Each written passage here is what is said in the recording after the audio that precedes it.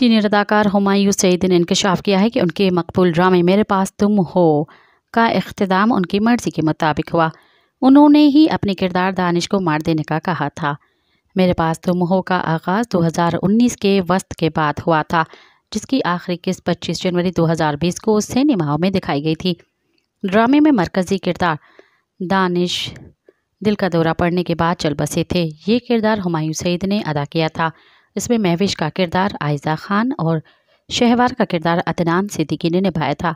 ड्रामे में दिखाया गया कि महविश आयजा खान एक गरीब घराने की शादीशुदा खातून होती हैं, जो पैसों के लालच में अपने शोहर हुमायूं सईद से तलाक लेकर अमीर शख्स शहवार अदनान सिद्दीकी से ताल्लुकात इस्तवार करके उनसे शादी करने की ख्वाहिशमंद होती है।